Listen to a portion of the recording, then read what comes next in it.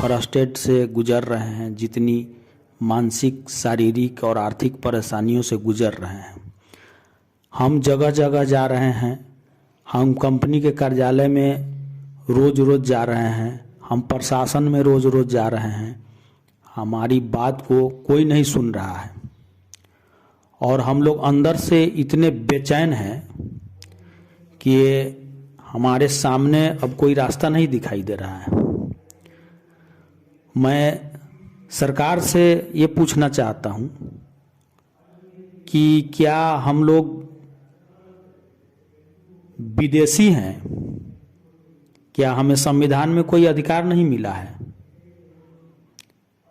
क्या हम लोग पाकिस्तान के कर्जकर्ता हैं? हम लोग नेपाल के कर्जकर्ता हैं? हम लोग इंग्लैंड के कर्जकर्ता हैं? हम इस देश के नागरिक हैं और इस देश के नागरिक होने के नाते संविधान ने हमें अधिकार दिया है मान सम्मान, इज्जत, प्रतिष्ठा और खुशी चैन से जीवन बिताने का। लेकिन आज के तिथि में हम सहारा कर्जकर्ताओं का जीवन नरक से भी बदतर हो गया है और हमारी बात कोई सुनने के लिए तैयार नहीं है। न कंपनी सुन रही है, न सरकार सुन रही है। तो जब आदमी ज़्यादा फ्रस्ट्रेट हो जाता है तो क्या करता है? कहा गया है कि मरता क्या नहीं करता। और हम लोग ज़्यादा परेशान होकर के, अनुशासन को छोड़ करके जब उदंड का रास्ता अख्तियार कर लेंगे तब सरकार जगेगी। क्या हम लोग बेवकूफ़ हैं, बेहुदा हैं? सरकार ने कंपनी को लाइसेंस दिया था काम करने का। अगर वो गलत थी तो 40 साल 50 साल से क्यों चलवा रही थी? क्यों लोगों के पैसे जमे हो रहे थे? क्यों कर्जकर्ताओं को जोड़ा जा रहा था? तरह तरह के लपेटे में कंपनी को फंसाया गया, कर्जकर्ता को फंसाया गया, जमाकर्ता को फंसाया गया।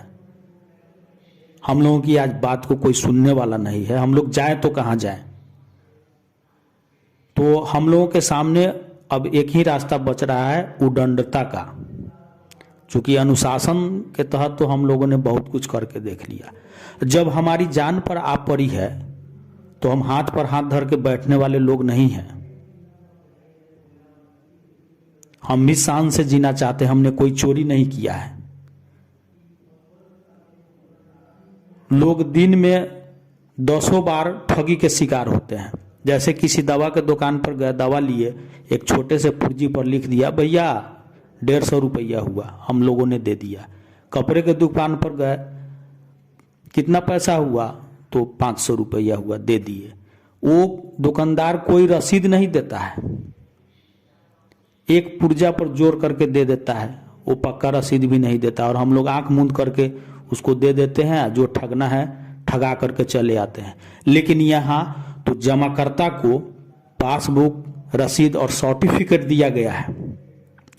फिर कर्जकर्ताओं पर क्यों इल्जाम लगाया जा रहा है कि आपने पैसा खा गया, आपने फंसा दिया, आपने ये कर दिया, आपने वो कर दिया? यहाँ पक्का सबूत होने के बावजूद भी कर्जकर्ताओं को जिल्लत का जीवन जीना पड़ रहा है। तो अब बर्दाश्त से ऊपर हो रहा है। हम कर्जकर्ता अब इससे ज़्यादा बर्दाश्त नहीं करने के पक्ष में हैं। आज मरना ही है और कल मरना ही है, तो जो होगा देखा जाएगा। हम तो जाएंगे सनम, सबको लेते जाएंगे सनम वाली बात होने की अब समय आ गई है।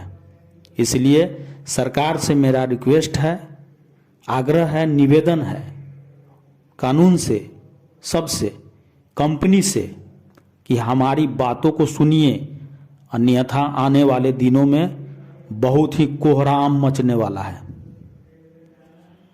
जय हिंद, जय भारत।